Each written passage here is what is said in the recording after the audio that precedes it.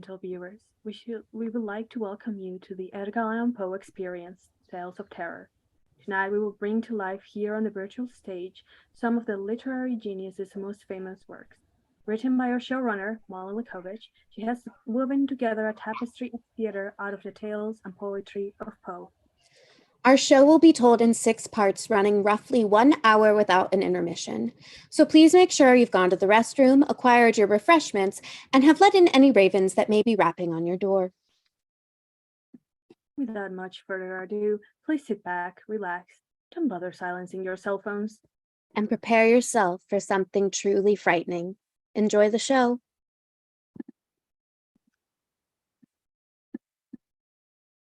Once upon a midnight dreary, while I pondered weak and weary over a many a quaint and curious volume of forgotten lore, while I nodded, nearly napping, suddenly there came a tapping, as if someone gently rapping at my chamber door. "'Tis some visitor," I muttered, "tapping at my chamber door. Only this, and nothing more." Deep into that darkness peering, long I stood there wandering, fearing, doubting, dreaming dreams no mortals ever dared to dream before. But the silence was unbroken, and the stillness gave no token, and the only word there spoken was the whispered word, Lenore. This I whispered, and an echo murmured back the word Lenore, merely this, and nothing more.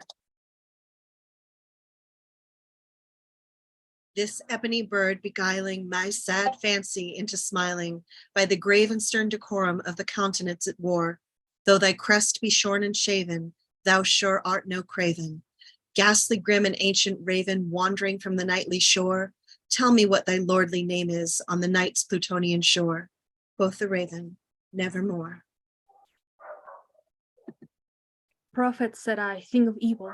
Prophet still, if bird or devil, whether tempest sent or whether tempest tossed thee here ashore, desolate, yet all undaunted, on this desert land enchanted, on this home by horror haunted. Tell me truly, I implore, is there balm in Gilead? Tell me, I implore. Quoth the raven, nevermore. And the raven, never flitting, still is sitting on the pallid bust of Pallas just above my chamber door. And his eyes have all the seeming of a demon's that is dreaming, and the lamplight over him streaming throws his shadow on the floor. And my soul from out that shadow that lies floating on the floor shall be lifted, nevermore.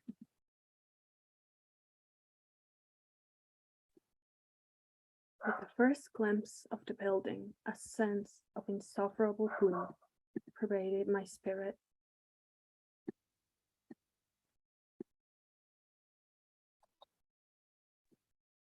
Good God, man! Hello, Roderick. Come inside, quickly, don't let in the draft. It is cold out. Take some brandy with me in my parlor. Roderick, I think dinner first will be best. You look... Don't tell me about how I look, Henry. You're here because of Madeline, aren't you? You got my letter? Indeed, I did. I came as soon as I could. I fear it wasn't soon enough. I know. Has she passed? No. But she isn't long for this world, I fear. Come, we'll have your blasted dinner.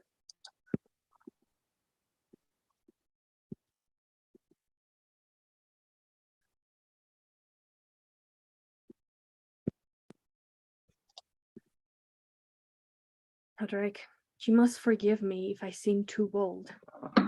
You were always too bold, Henry. Ever since we were kids. That's all right, though. It's in your nature, I suppose. As in stubbornness in yours. Indeed. Go on, then. Be bold. You don't seem well, old friend. I'm not. But that's not the matter. I told you. Madeline, yes. You're my friend as well, and you're the one sitting before me, so tell me first of you. What plagues you, Roderick? I fear I have been affected as of late by certain maladies. What kind of maladies? a morbid acuteness of the senses. Oh, I have found these past few years that more and more the most insipid food is alone endurable. I can only wear garments of a certain texture. The odors of all flowers are oppressive, and my eyes tortured by even the faint light. And there are peculiar sounds. and all of this fills you with horror. I suppose it should, shouldn't it? I feel horror over the fate of my poor sister, and I must admit I do feel a sense of dread over what is becoming of my mind. I don't think madness suits me very well. Roderick, you're not mad. You're ill. Everyone falls ill. Rest is what you need. Do not patronize me, Henry. Mark me when I tell you that I must perish in this deplorable folly. Thus, and not otherwise, shall I be lost. I dread the events of the future, not in themselves, but in their results. I shudder at the thought of any, even the most trivial incident, which may operate upon this intolerable agitation of the soul. I have indeed no abhorrence of danger except in its absolute effect in terror. In this unnerved, in this pitiable condition, I feel that the period will sooner or later arrive when I must abandon life and reason together in some struggle with the grim phantasm, fear. Do not let your thoughts rule you. Surely these feelings are just symptoms of a natural ailment, and we can mend with proper care. I must admit that much of this peculiar gloom can be traced to perhaps more palpable origin, to the severe and long-continued illness of my tenderly beloved Madeline. So your illness has been cut from hers. Perhaps it has, but Roddy, you did not tell me we had a visitor. Hello, Madeline. You addressed me in a very familiar manner, sir. Are we acquainted? I dare say we are. We spent our childhoods together. It's me, Henry. Oh, Henry, how could I have forgotten? How are you, dear? It has been so long. I am well. I've already shared all the secrets of the house with him, Maddie, so no need for either of us to keep up a facade that we are in good health. Pretending is your game, Roddy. Never mind. Madeline, is there any way I can aid you in this trying time? I came here with nothing but a desire to help my old friends. You are kind as ever, Henry. I am pleased to see that has not changed with age, but I am afraid that my illness has baffled the skill of several physicians. A settled apathy, a gradual wasting away of the person, and frequent, although transient, affections of a partially cataleptical character is my unnatural diagnosis. I'm so sorry, Madeline. It is not your worry, Henry. I must rest now. But Don't mind her. It's how she is anymore. She's borne up against the pressure of her malady and rarely leaves her bed. You're lucky to have seen her at all tonight. Roderick, you wrote to me informing me of Madeline's illnesses. Why do you do so if not to help her in her time of need? Foolish man you are, my friend. I wrote to you so that you could see her before the end comes. And it is coming. Madeline Usher, I fear, will soon be no more, leaving me as the last of the ancient Ushers. You cannot mean to stay here alone in this house. Do you even have any staff? I would suspect not, since you attended to the door yourself. There you go, being bold again. We have a maid who cleans and cooks. She's off about somewhere, but yes, this house was born from Usher blood, and so it will die with Usher blood. Roderick, Enough talking. Eat your dinner.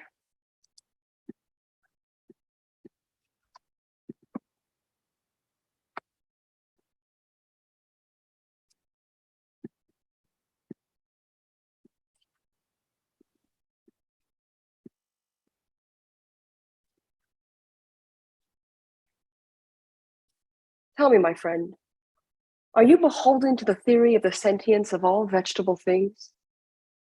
I'm afraid I don't entirely understand the question. Don't tell me that you cannot feel it.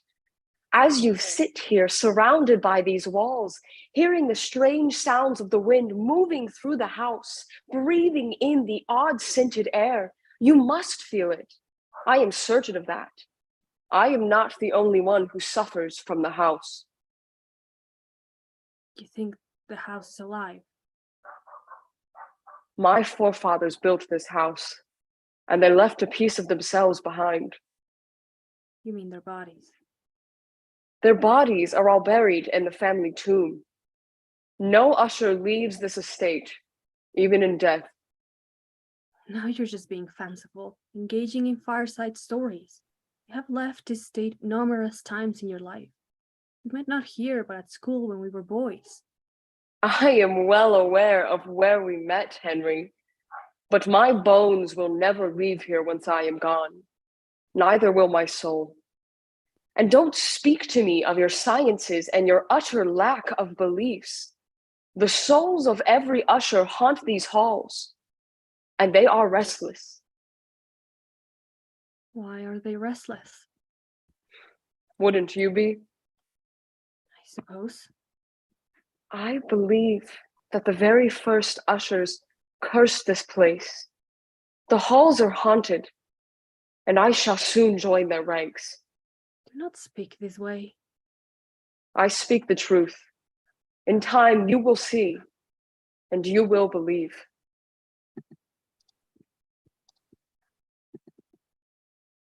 The next evening, Roderick informed me that Madeline Usher was no more.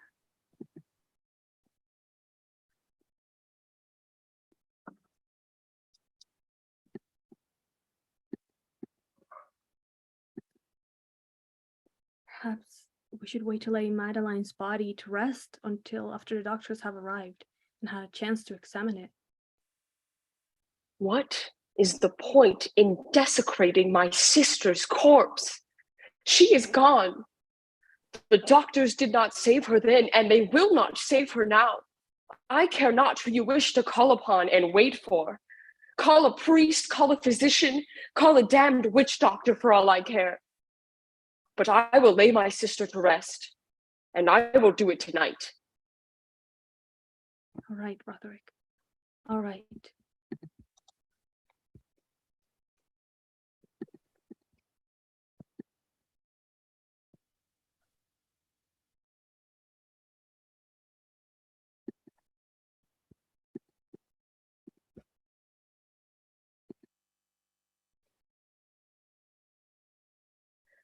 Did you ever know that Madeline was my twin? No, I did not. Why did you never tell me? Why did not she? I don't remember now. I'm sure we had some great reason for it, as all children do when making decisions they deem to be important. After time, I suppose we both forgot to revisit the topic. You knew we were family, as did the world. Not much more mattered. But Roderick, a twin is half your soul. Do you think I don't know that? I'm sorry, my friend. It doesn't matter. Nothing matters anymore. I can see it in your eyes, you know. See what? The house. You can feel it creeping upon you. It's just your blasted gloomy furniture that unsettles my nerves. Not to mention, I have just helped one friend entomb another. Anyone will feel ill at ease under such circumstances.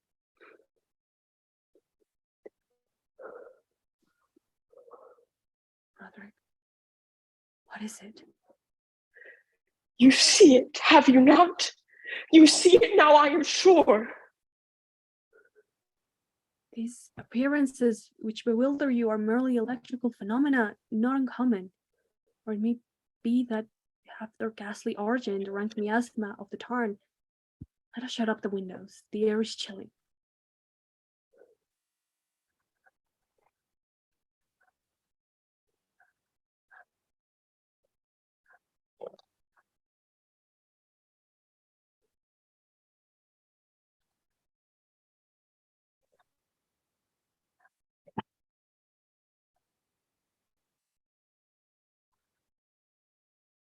Now you hear it. Yes? Yes.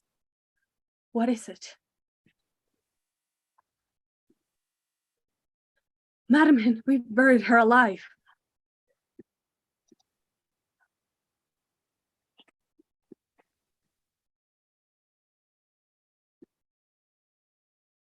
There was blood upon her white robes. In her violent and final death agonies bore him to the floor a corpse, and a victim to the horrors he had anticipated. From that chamber and from that mansion I fled aghast. As I stood outside the ground, I beheld the worst state as the walls were torn asunder. I heard a long, tumultuous shouting sound like the voice of 1,000 waters, and a deep and dark tarn at my feet closed sullenly and silently over the fragments of the house of Usher.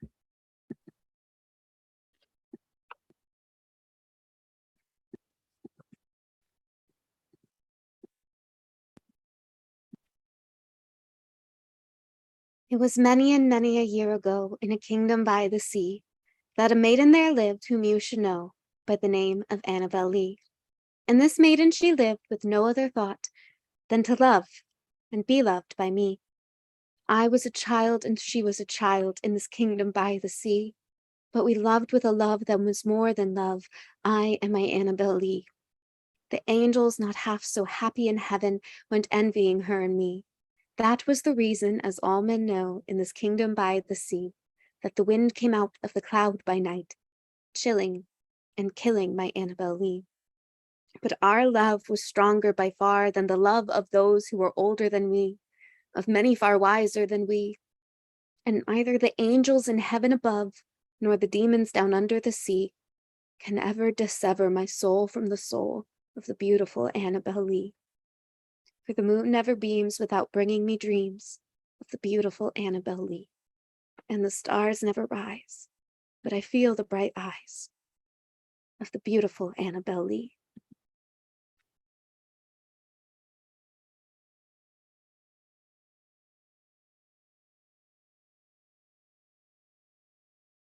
The Red Death had long devastated the country. No pestilence had ever been so fatal or so hideous. Blood was its avatar and its seal, the redness and the horror of blood.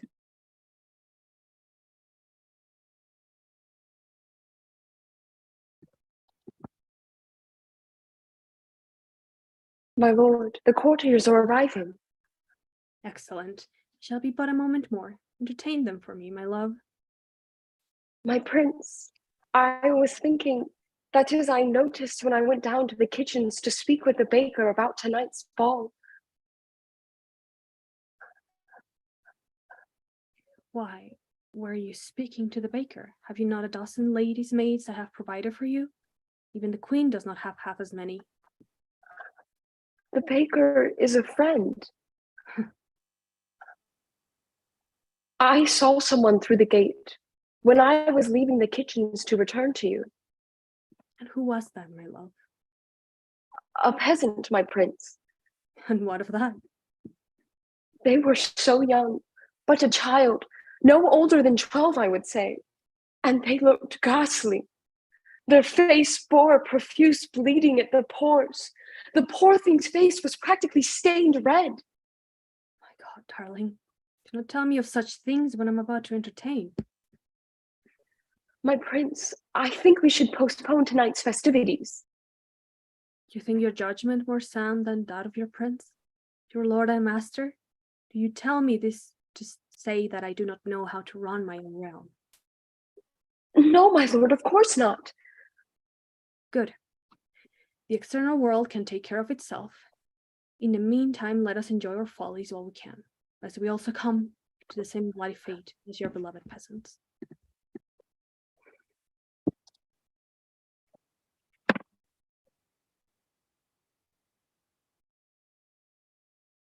The guests of Prince Prospero began to arrive, indulging in his lavish delights, uncaring of the screams of the dying poor outside their windows.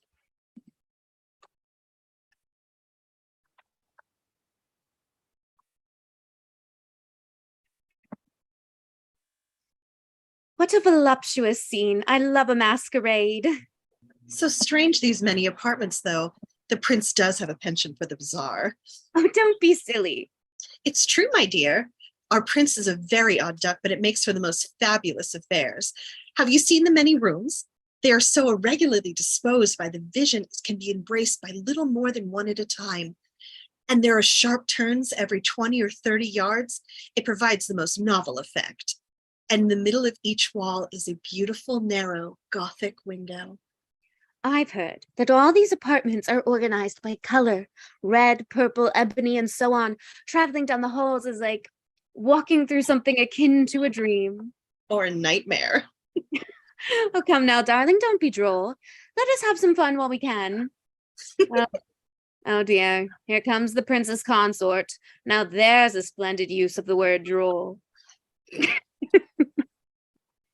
Excuse me, Your Grace. Good evening, ladies. Enjoying the ball? Oh, very much. The prince is so creative. But surely you know all about that. I suppose. Have you seen the apartments of color? We have heard they're like a dream. Yes, a dream. A dream that writhes to and fro, soaked in blood, riddled with the screams of the agonized. But surely a dream nonetheless. That's what this all is, of course. A dream of our fair prince that we are only so lucky to be a part of. If you'll excuse me. Stupid whore. Come, let's see the rooms of color.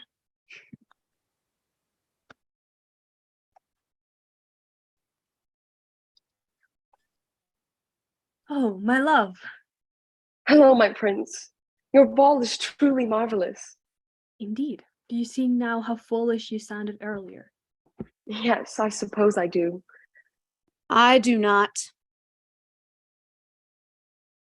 Who said that? Who dares mock me with such blasphemous mockery? I will have you seized and unmasked. Show yourself.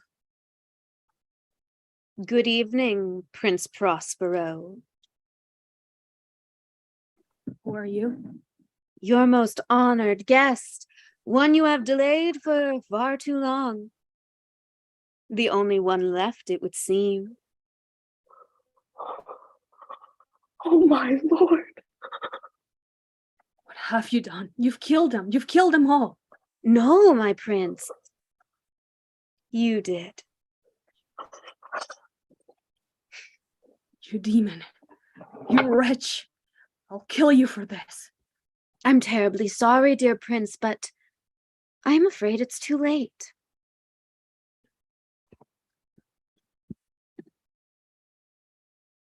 The Red Death came like a thief in the night. One by one, the revelers dropped in blood-bedewed halls of their revel, and died each in the despairing posture of this fall. And the life of the clock went out with the last of the grey, and the flames of the tripods expired, and the darkness and the decay and the Red Death held illimitable dominion over all.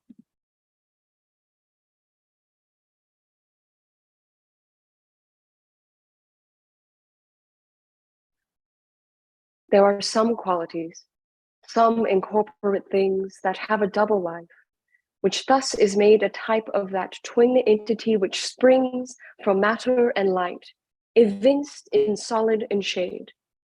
There is a twofold silence, sea and shore, body and soul. One dwells in lonely places newly with grass overgrown, solemn graces, some human memories and tearful lore render him terrorless, his name's no more. He is the corporate silence, dread him not, no power hath he of evil in himself, but should some urgent fate untimely lot bring thee to meet his shadow, nameless elf, that haunteth the lone regions where hath trod no food of man, commend thyself to God.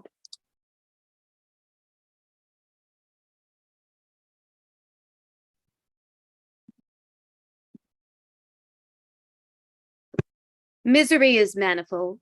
The wretchedness of the earth is multiform.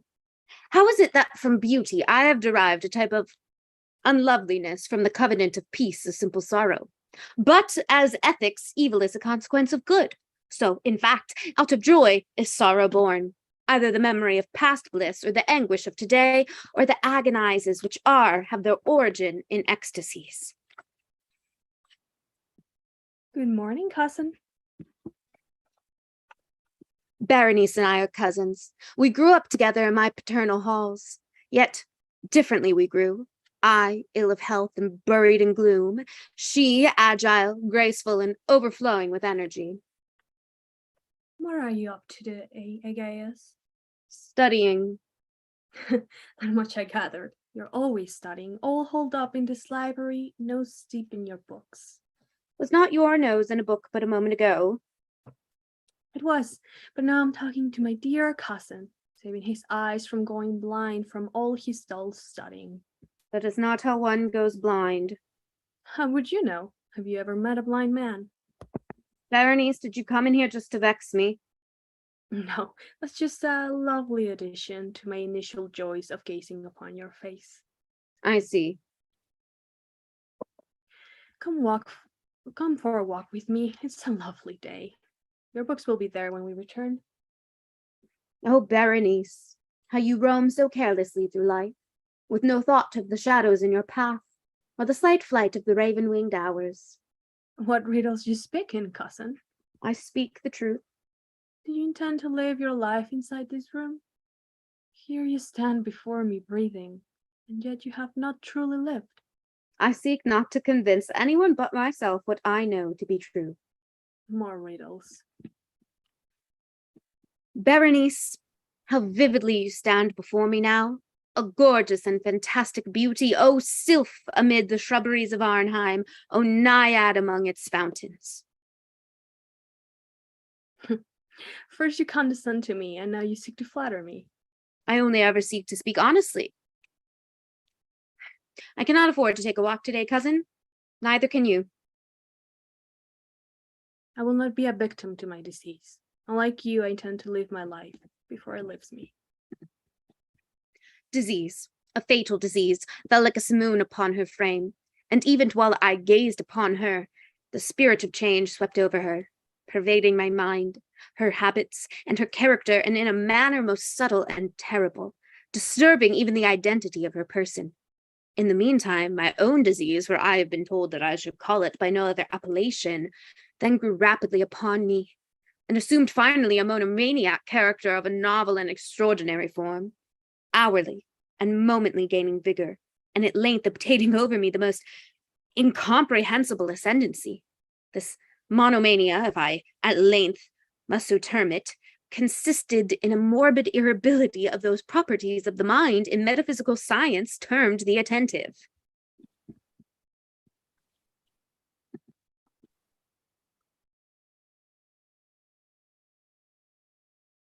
You worry about him too much. Master Agaius, miss. If anything, it is that I do not worry enough. He looks himself away in there every day, musing for long and wearied hours, with his attention riveted to some frivolous device on the margin or in the typography of a book, to become absorbed for the better part of a summer day. It is not for us to question the minds of men.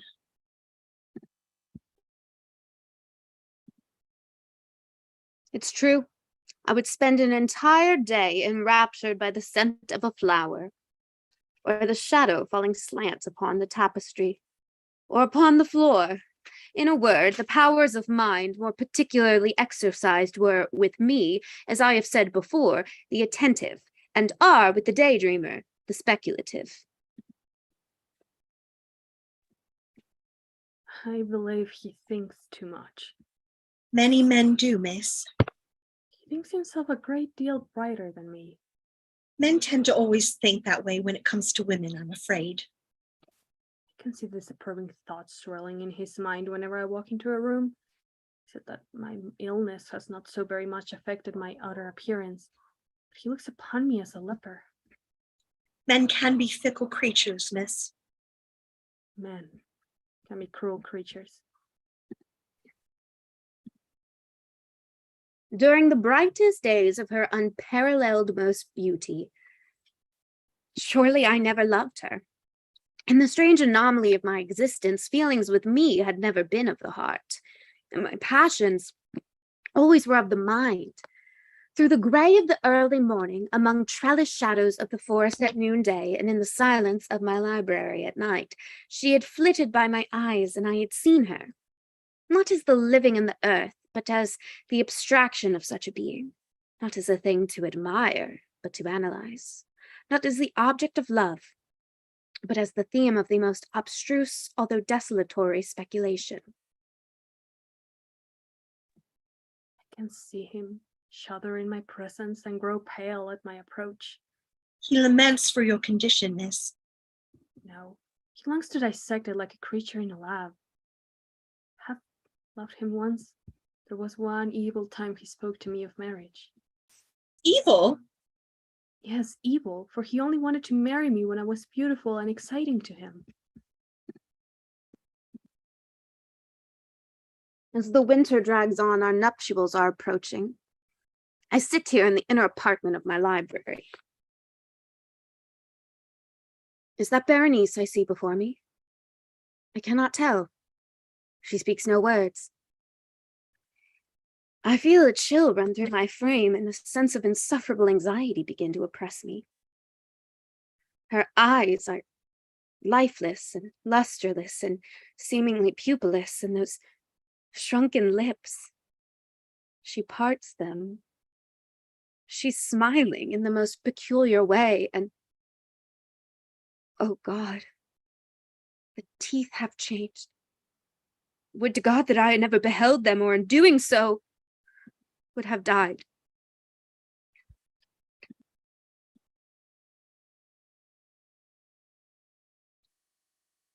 I must have fallen asleep in my library last night. The memory is replete with horror. Horror more horrible from being vague, and terror more terrible from ambiguity. I feel as though I have done a deed. What was it?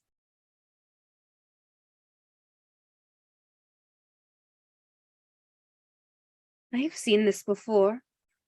It is the property of a family physician, but how came it here upon my table? Sir, What? Speak. I heard a scream in the night. I gathered the household together and we went in search of the sound, and we found What? a disfigured corpse, entombed, still breathing, still alive. Sir, your clothes, they're muddy and clotted with blood. Sir, what is that there on the wall? Sir, is that a spade? Artie!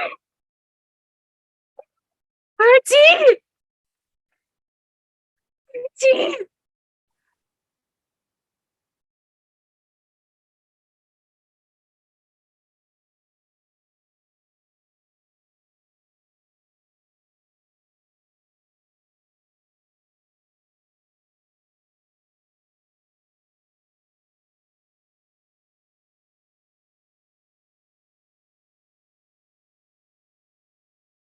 Thy soul shall find itself alone mid dark thoughts of the gray tombstone, not one of all the crowd to pry into thine hour of secrecy.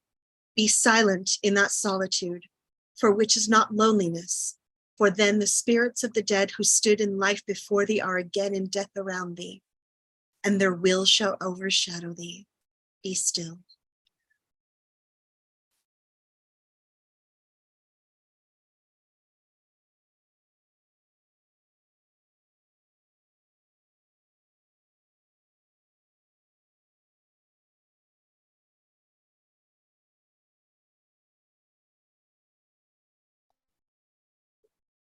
The thousand injuries of Fortunato I had borne as best I could, but when he ventured upon insult, I vowed revenge.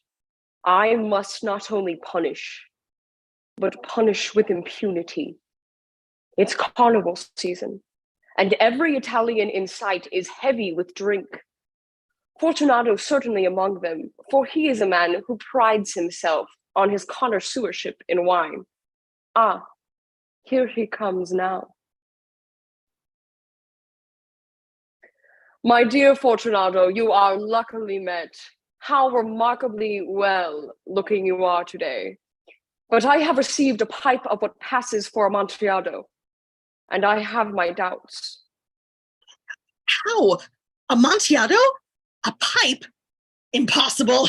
And in the middle of carnival? I have my doubts, and I was silly enough to pay the full Amontillado price without consulting you in the matter. You were not to be found, and I was fearful of losing a bargain. Amontillado. I have my doubts, Amontillado. and I must satisfy them. Amontillado. As you are engaged, I am on my way to Lucchesi. If anyone has a critical turn, it is he. He will tell me. Lucchesi cannot tell Amontillado from sherry. And yet, some fools have it that his taste is a match for your own. Come, let's go. Whither? To your vaults. My friend, no. I will not impose upon your good nature. I perceive you have an engagement. I have no engagement. Come. My friend, no. It is not the engagement, but the severe cold with which I perceive you are afflicted. The vaults are insufferably damp. They are encrusted with nitre. Let us go nevertheless.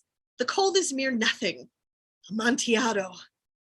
You have been imposed upon, and as for Lucchesi, he cannot distinguish sherry from Amontillado.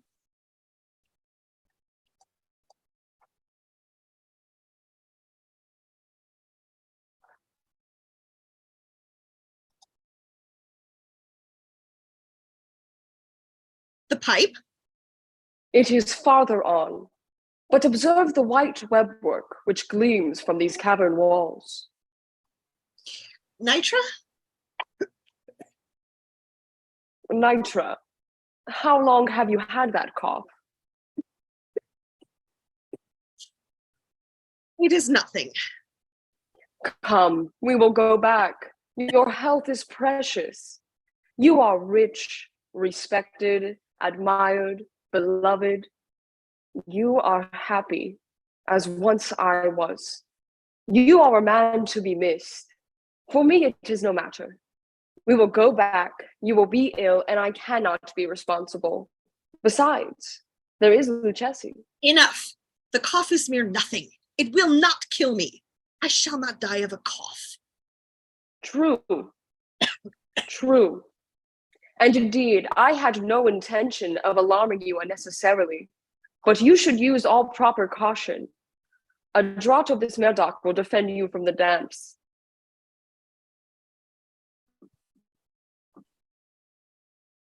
A drink. I drink to the buried that repose around us. And I to your long life.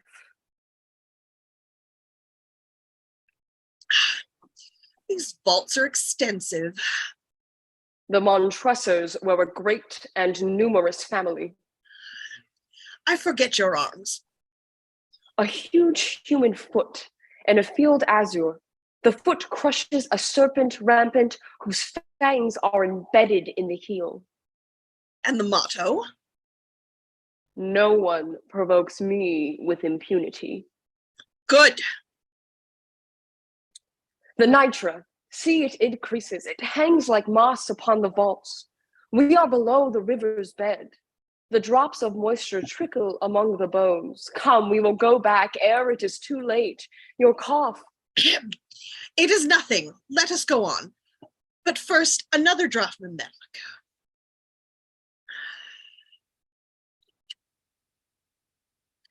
Are you of the Brotherhood? How? You are not of the Masons? Yes, yes. You? Impossible. A Mason? A Mason. A sign. It is. You jest. but let us proceed to the Amontillado. Be it so. Proceed. Herein is the Amontillado. As for Lucchesi, He is an ignoramus. in an instant, he had reached the extremity of the niche and, finding his progress arrested by the rock, stood stupidly bewildered. A moment more and I had fettered him to the granite. In its surface were two iron staples, distant from each other by about 2 feet horizontally. From one of these depended a short chain, from the other a padlock. Throwing the links about his waist, it was but the work of a few seconds to secure it. He was too much astounded to resist. Pass your hand over the wall. You cannot help feeling the nitra. Indeed, it is very damp. Once more, let me implore you to return. Amontillado. No, then I must positively leave you. But I must first render you all the little attentions in my power. The Amontillado. True, the Amontillado. I moved aside a pile of bones to remove my instruments, building stones and mortar. With these materials and with the aid of my trowel, I began vigorously to wall up the entrance to the niche.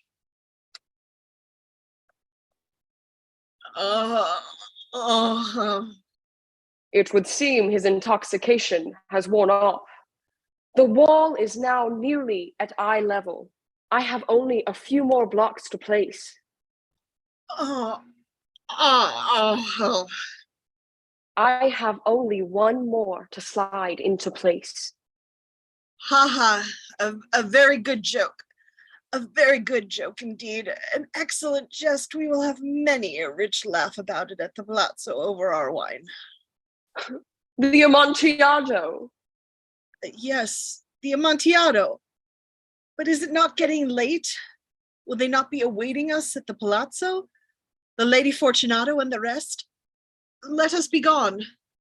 Yes, let us be gone. For the love of God, Montresor! Yes, for the love of God. Fortunato? Fortunato? Time to push the final stone into place.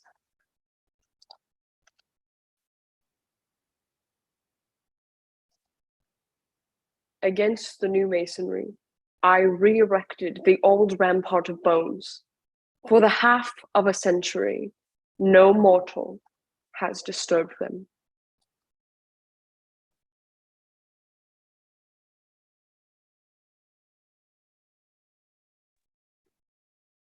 Take this kiss upon the brow, and in parting from you now, thus much let me avow, you are not wrong, who deem that my days have been a dream.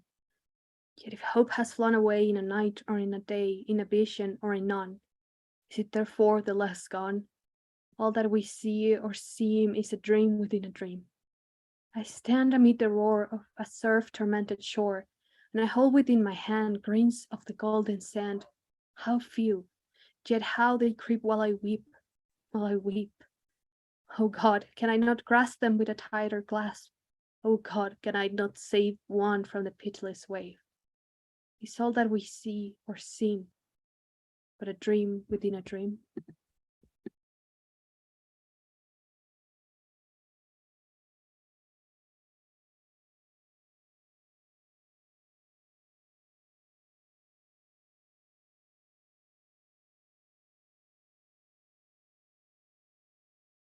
We met, and fate bound us together at the altar, and he never spoke of passion, nor thought of love, but I was happy.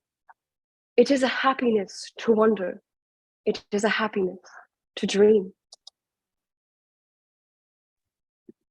Morella's erudition was profound. As I hoped to live, her talents were of no common order. Her powers of mind were gigantic. I soon became her pupil. She placed me before a number of mystical writings, which are usually considered the mere dross of the early German literature. These, for what reason I could not imagine, were her favorite and constant study, and that in process of time they became my own. should be attributed to the simple but effectual influence of habit and example. My dear, you let your logic and reason govern you too much. I fear you're right.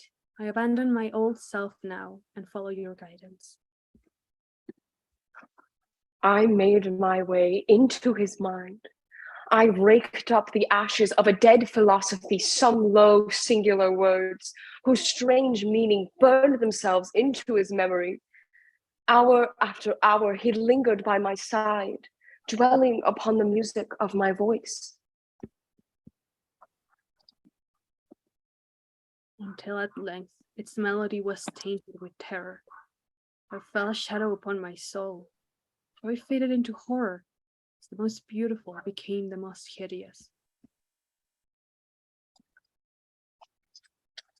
Mr. Locke writes that identity which is termed personal truly defines to consist of sadness of a rational being.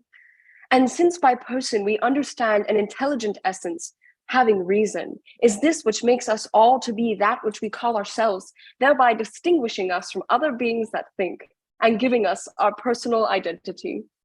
Morella, Dearest, the mystery of your manner oppresses me like a spell I can no longer bear. oh really? Yes, I can no longer bear the touch of your worn fingers, nor the low tone of your musical language, nor the luster of your melancholy eyes. I am well acquainted with your weakness, dear.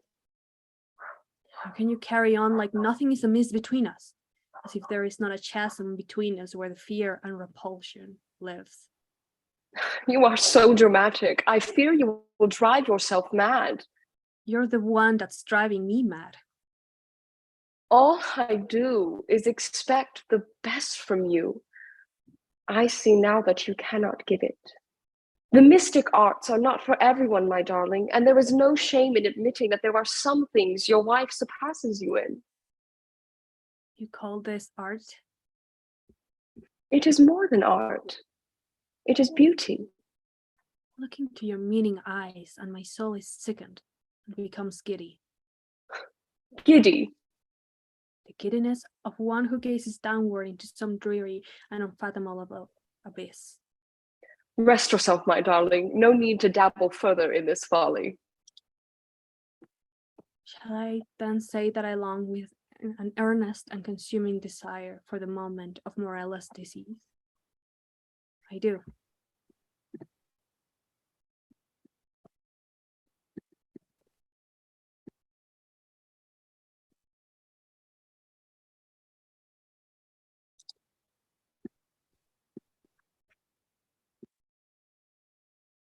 It is a day of days, a day of all days, either to live or die.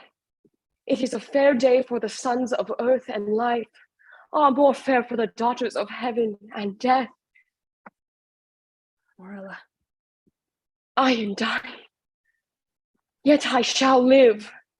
Morella, The days have never been when thou couldst love me, but her whom in life thou didst abhor, in death thou shalt adore. Morella. I repeat, I am dying. But within me is that pledge of that affection, how little, which thou didst feel for me.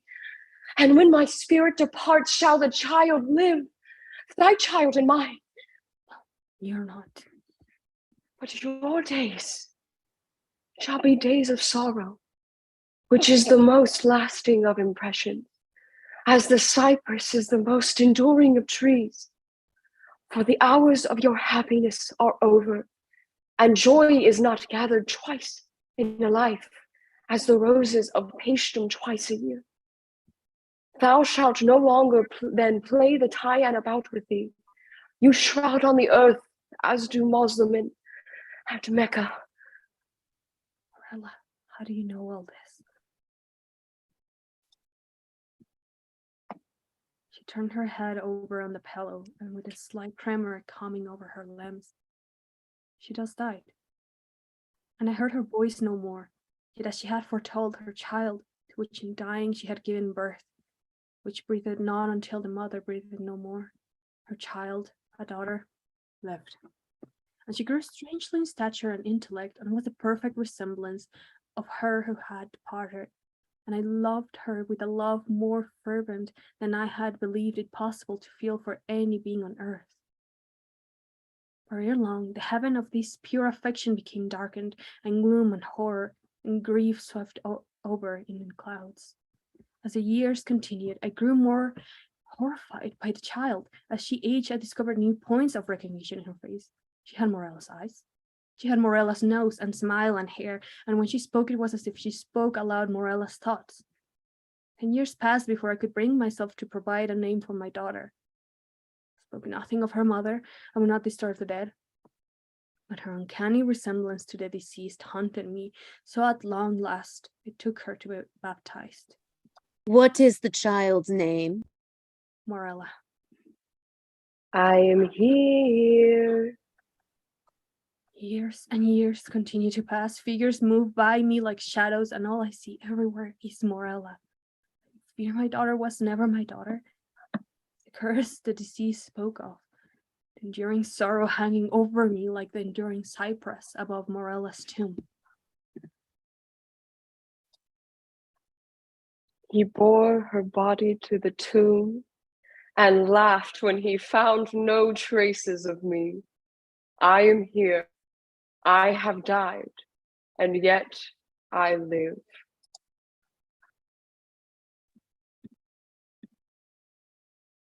From childhood's hour I have not been. As others were, I have not seen. As others saw, I could not bring my passions from a common spring. From the same source I have not taken. My sorrow I could not awaken. My heart to joy at the same tone. And all I loved alone.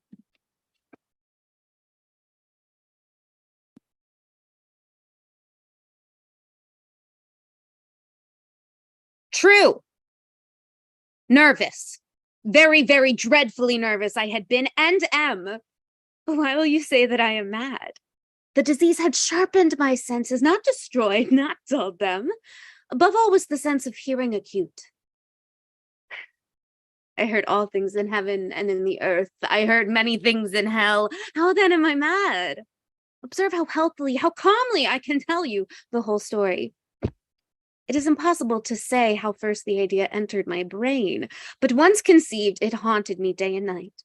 Object there was none, passion there was none. I loved the old man. He had never wronged me. He had never given me insult. For his gold I had no desire. I think it was his eye. Yes, it was this. One of his eyes resembled that of a vulture, a pale blue eye with a film over it. Whenever it fell upon me, my blood ran cold. And so by degree, very gradually, I made up my mind to take the life of the old man and thus rid myself of the eye forever. You fancy me mad. Madmen know nothing. You should have seen me. You should have seen how wisely I proceeded, with what caution, with what foresight, with what dissimulation I went to work. I was never kinder to the old man than during the whole week before I killed him. And every night, about midnight, I turned the latch on his door, and I opened it so gently, and when I had made an opening sufficient enough for my head, I put in a dark lantern, all close, so that no light shone out, and then I thrust in my head. Oh, you would have laughed to see how cunningly I thrust it in. I moved slowly, very slowly, so that I might not disturb the old man's sleep. It took me an hour to place my whole head within the opening so far that I could see him as he lay upon his bed. Would a madman have been so wise as this? Once my head was well in the room, I undid the lantern, oh so cautiously, just so that a single thin ray fell upon the vulture eye. This I did for 7 long nights, every night, just at midnight. But I always found that the eye was closed. So it was impossible to do the work, for it was not the old man who vexed me, but his evil eye. Every morning when day broke, I went boldly into the chamber, and I spoke courageously to him, calling him by name in a hearty tone, and inquiring how he had passed the night. So you see, he would have been a very profound old man indeed to suspect that every night, just at 12, I looked in upon him while he slept. Upon the 8th night, I was more than usually cautious in opening the door. A watch's minute hand moves more quickly than did mine. Never before that night had I felt the extent of my own powers, of my sagacity. I could scarcely content my feelings of triumph to think that there I was, opening the door, little by little, and he not even to dream of my secret deeds or thoughts. I had my head in, and was about to open the lantern when my thumb slipped upon the fastening. Who's there? I kept quite still and said nothing. For a whole hour I did not move a muscle, and in the meantime I did not hear him lie down. He was still sitting up in bed, listening, just as I have done, night at night, hearkening to the death watches in the wall. I heard a slight groan, and I knew it was the groan of mortal terror. It was not the groan of pain or grief. Oh no, it was the low, stifled sound that rises from the bottom of the soul when overcharged with awe. I knew the sound well. Many a night, just at midnight, when all the world slept, it had welled up from my own bosom, deepening, with its dreadful echo, the terrors that distracted me. I say I knew it well. I know what the old man felt, and I pitied him. Although I chuckled at heart, I knew that he had been lying awake ever since the first slight noise. When he had turned into bed, his fears had been ever since growing upon him. He had been trying to fancy himself causeless, but could not. He kept saying to himself, It is merely a cricket which has made a single chirp. yes, he had been trying to comfort himself with these suppositions. But he had found all in vain, because death, in approaching him, had stalked with his black shadow before him and enveloped the victim. And it was the mournful influence of the unperceived shadow that caused him to feel, although he neither saw nor heard, to feel the presence of my head within the room.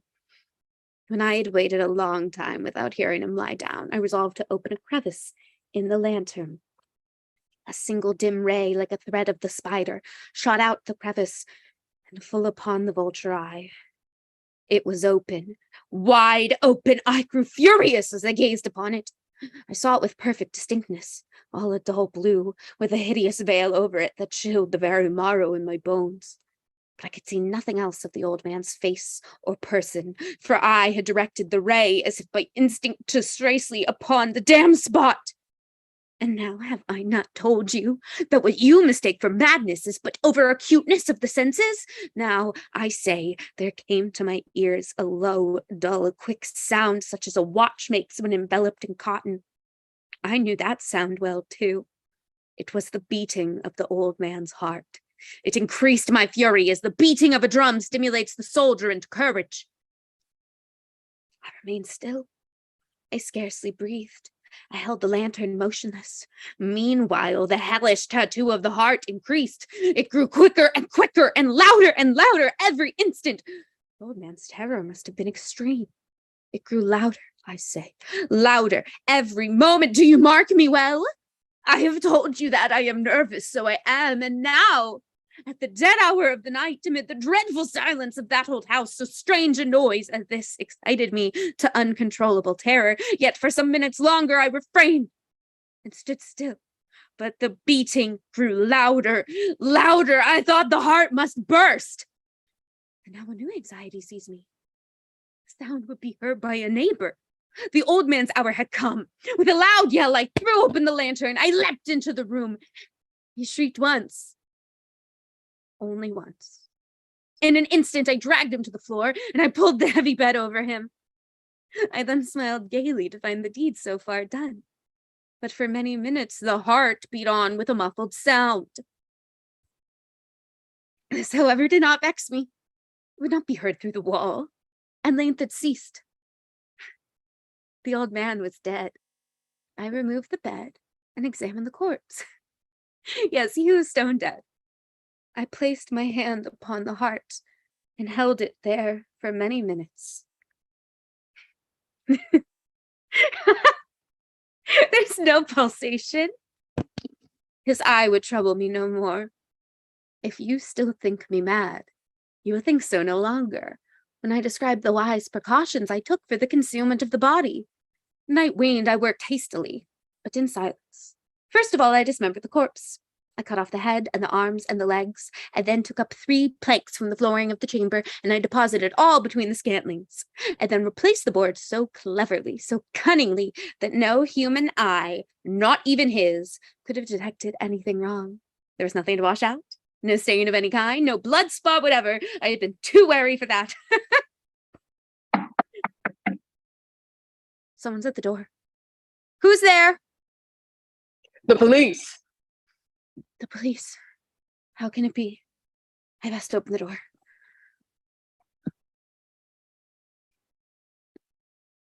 Officers, good morning. What can I do for you? A shriek was heard by a neighbor during the night. They feared foul play was involved. We were dispatched to come and search the premises. Oh, do come in. You see, officers, the shriek was me. You. Yes, nightmare. Dreadful things. My roommate is absent, off visiting some family in the country. Ah, Here you can see his chamber, his items undisturbed. Come, shall we sit? Thank you. well, everything appears to be in order here. We're sorry to have bothered you so early. Yes, quite all right. Sun ain't even up yet. Take it you're an early riser. Yes. Yes, I am. More of a night owl myself. Did your dreams keep you up late, sir? The nightmares, that is. What? Oh, yes, indeed. You all right there, sir? You look a bit pale. Do you hear that? Don't hear anything, sir. Oh. I must have. Must have what? Good God! Will you not leave this place? Sir, there's no need for all that. Calm down, sir. It's all right. Good God, how can you not hear it? Hear what, sir? What is it you hear? Is it possible they hear nothing? Almighty God, no, no, no, no, no. They hear. They suspect me. They know. They're making a mockery of my horror. The sad thing of this I know. Anything is better than this agony. Anything is more tolerable than this derision. I can bear it no longer. I must scream or die, and hark now again. Louder, louder, louder. Sir! I admit the deed. Tear up the planks. Here, here, here is the beating of his hideous heart.